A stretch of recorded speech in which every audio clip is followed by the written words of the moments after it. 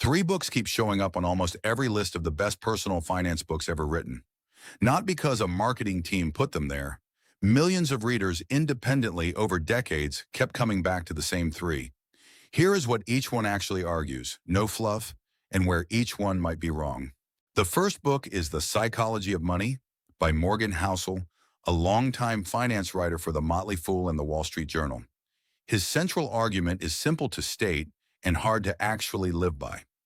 Doing well with money has very little to do with how smart you are, and almost everything to do with how you behave.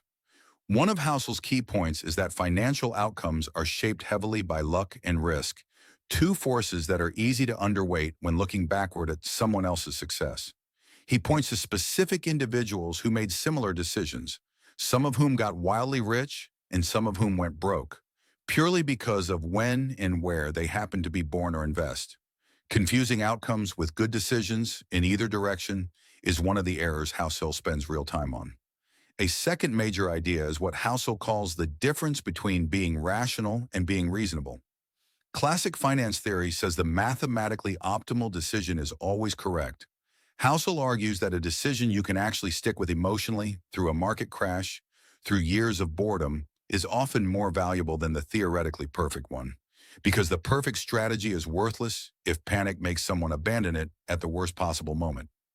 There is a full chapter on compounding too, not just the math of it, but the idea that it needs time left undisturbed more than it needs a high return. He uses the framing that a merely good return sustained for decades usually beats a great return that gets interrupted. Patience, in Housel's telling, is less a virtue and more a mathematical requirement. Housel points to how much of the compounding behind extreme long-term wealth shows up very late, using well-known examples like Warren Buffett, whose fortune, according to Housel's account, grew far more in his 60s, 70s, and 80s than in his earlier decades.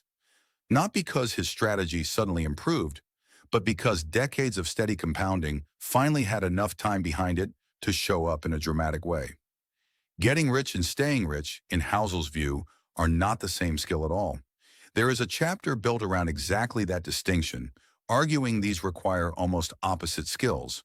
Getting rich often rewards some optimism, risk-taking, and putting yourself out there. Staying rich requires the opposite: humility, fear of losing what was built, and frugality. Housel points out that plenty of people who were excellent at the first skill were terrible at the second, and lost fortunes because they never adjusted their approach once they had something worth protecting. Housel introduces the idea of tails driving everything, meaning a small number of decisions or investments tend to account for the majority of any long-term outcome, while most individual decisions along the way are unremarkable or even losses. He argues this changes how failure should be judged, since being wrong often is compatible with doing very well overall, as long as the occasional right call is big enough. Room for error is a recurring theme as well. Never plan around the single most optimistic outcome, Housel argues, because plans that only work if everything goes right tend to fail the moment reality introduces any friction at all. Building in a margin of safety, he argues, is not pessimism. It is what allows someone to keep playing the game long enough for compounding to actually work. Then there is Housel's chapter on what he calls wealth being what you do not see. The visible signs of wealth, expensive cars, big houses, are often financed by debt and can actually be evidence of spending rather than saving. Real wealth in Housel's framing is the money not spent, sitting quietly, invisible, doing nothing flashy at all. Everyone is playing a slightly different game with money, in Housel's framing, based on their own goals and time horizon, and that behavior which looks irrational from the outside, like a young trader making short-term bets, might be perfectly rational for that specific person's goals, even if it would be a terrible strategy for someone saving for retirement 30 years out. Judging someone else's financial decisions without knowing their actual game, Housel argues, usually misses the point entirely. There is a chapter Housel calls the man in the car paradox, pointing out that people who buy an expensive car hoping to be admired usually misunderstand what actually happens. Onlookers rarely admire the driver. They simply picture themselves in that car, meaning the very purchase meant to generate admiration mostly. Fails at the one job it was bought to do. Pessimism sounds smarter than optimism, even though optimism has historically been the better bet over long stretches of economic history. Housel spends real time on why the smarter sounding option is so often the wrong one. Warnings and doom sound serious and urgent, while long-term growth sounds almost naive, which Housel argues quietly biases a lot of financial media toward pessimism that does not always match the actual historical record. Context matters here too. Housel situates a lot of modern financial expectations inside a specific historical window, arguing that the decades of unusually strong, relatively stable economic growth after World War II shaped a lot of assumptions about job security, about steadily rising markets, about retirement, that do not automatically apply to every generation that follows. Recognizing that context, he argues, matters more than most financial commentary gives it credit for. Housel closes on the idea of enough, the discipline of knowing when to stop reaching for more, because he argues the single greatest risk to any financial plan is moving the goalpost forever and never actually feeling secure. If this psychology of money summary sticks with you, it is probably this: behavior beats intelligence every time. There is a smaller but useful point buried in here too, about saving without a specific reason. Most financial advice ties saving to a named goal, a house, a car, retirement. He argues some of the most valuable savings are the ones with no goal attached at all, purely a buffer against a future nobody can actually predict. Where critics push back on Housel is mostly around specificity. The book is intentionally light on step-by-step instructions, which is either its biggest strength, because principles age better than tactics, or its biggest limitation, depending on what a particular reader actually needs. Since its release in 2020, The Psychology of Money has sold several million copies and is routinely cited by financial writers and advisors as one of the most recommended finance books of the current decade, in large part because its lessons apply just as well to someone earning their first paycheck as to someone managing a large portfolio. Housel closes on the idea of enough, the discipline of knowing when to stop reaching for more, because he argues the single greatest risk to any financial plan is moving the goalposts forever and never actually feeling secure. If this psychology of money summary sticks with you, it is probably this: behavior beats intelligence every time. There is a smaller but useful point buried in here too, about saving without a specific reason. Most financial advice ties saving to a named goal, a house, a car, retirement. He argues some of the most valuable savings are the ones with no goal attached at all, purely a buffer against a future nobody can actually predict. Where critics push back on Housel is mostly around specificity. The book is intentionally light on step-by-step instructions, which is either its biggest strength, because principles age better than tactics, or its biggest limitation, depending on what a particular reader actually needs.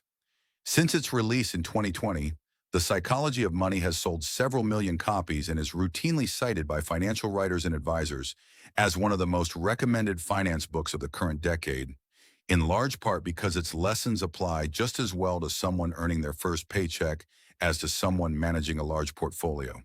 The second book is Rich Dad, Poor Dad by Robert Kiyosaki, published in the late 1990s and still one of the best-selling personal finance books ever printed. There is one idea in this book that tends to annoy people the first time they hear it.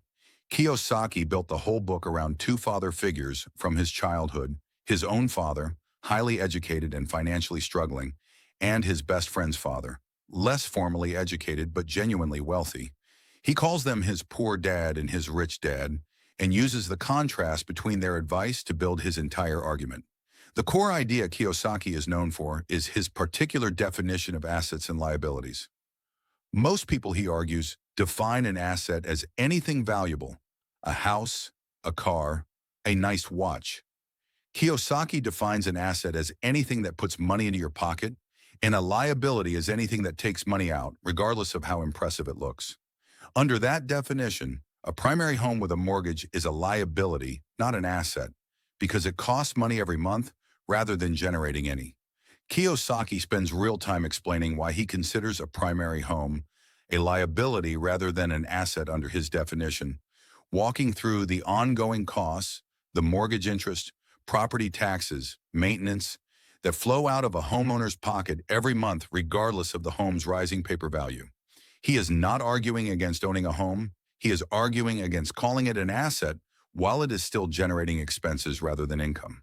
Underneath most of Kiyosaki's specific lessons sits one consistent diagnostic question.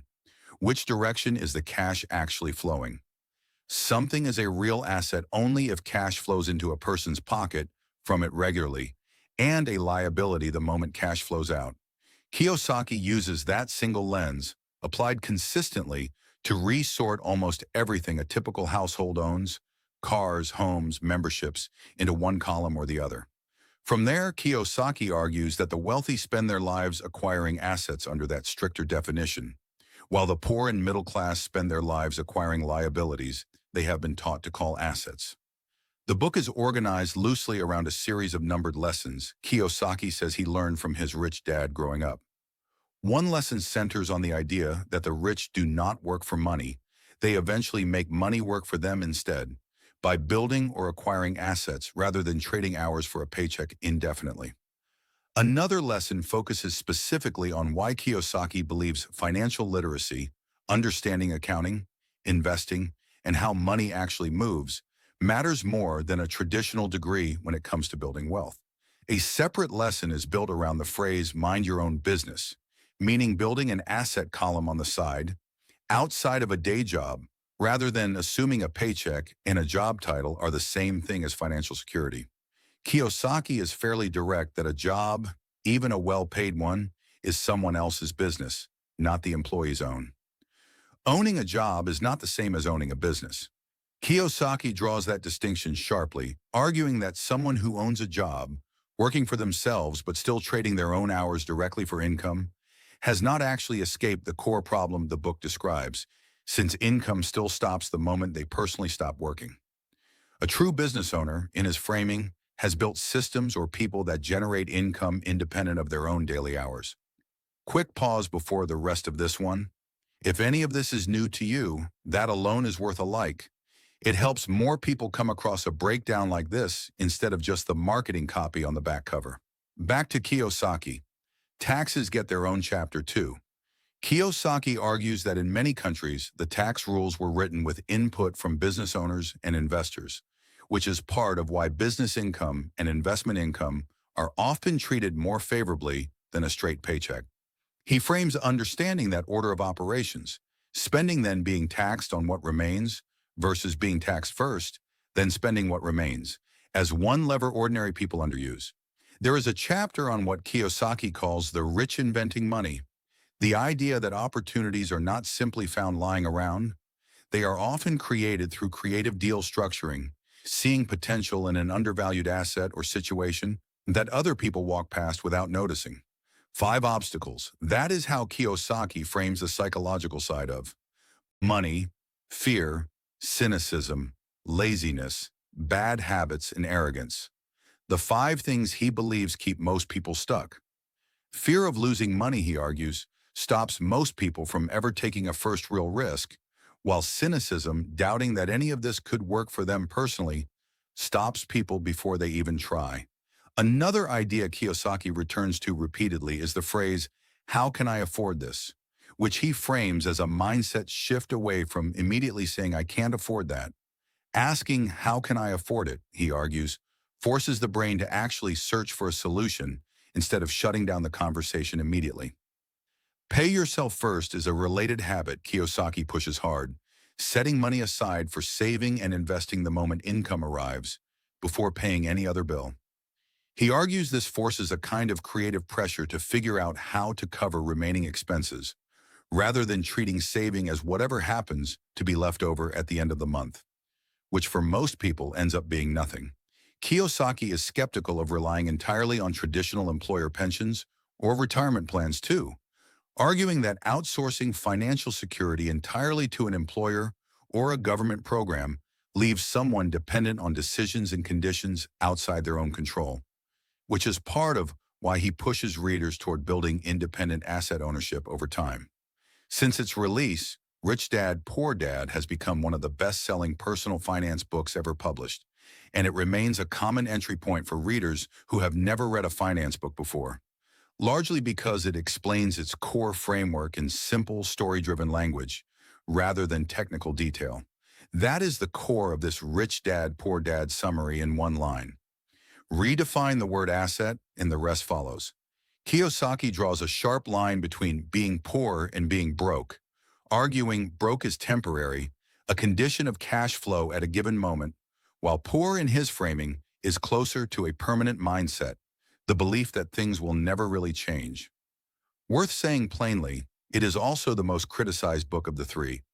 Financial professionals have pushed back for years on specific claims Kiyosaki makes, particularly around how straightforward it supposedly is to use debt and corporate structures the way his rich dad reportedly did.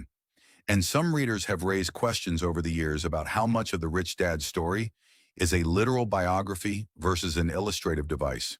Kiyosaki's broader business ventures over the years, including seminars and other enterprises built around the rich dad brand, have also drawn scrutiny and mixed reviews from some financial commentators as well, which is worth knowing when weighing his specific claims against the core mindset shift the original book is most remembered for.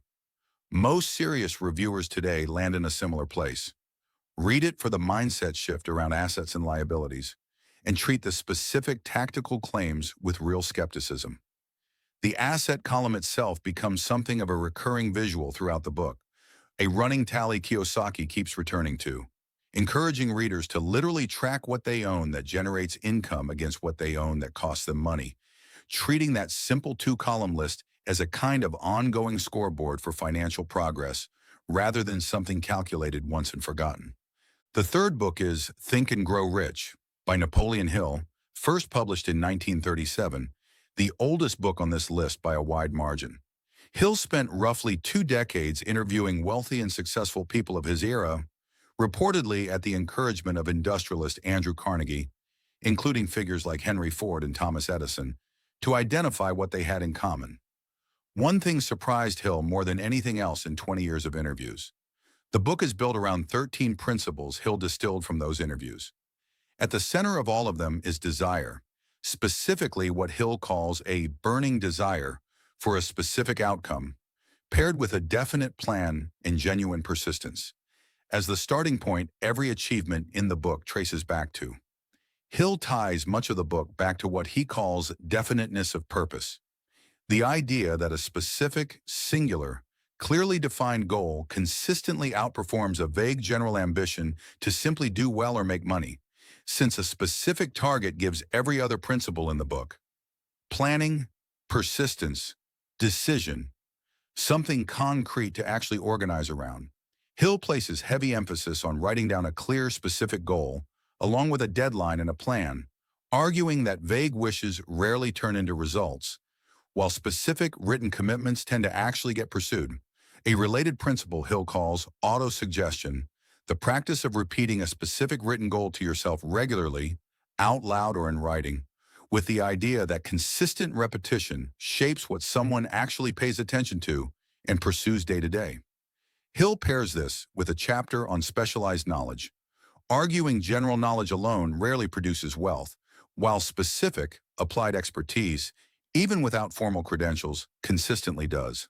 Hill devotes a separate chapter to what he calls faith, distinct from autosuggestion, describing it as a state of mind that can be intentionally strengthened through repeated positive experience and self-talk, which he argues then influences how persistently someone pursues a goal when the outcome is still uncertain.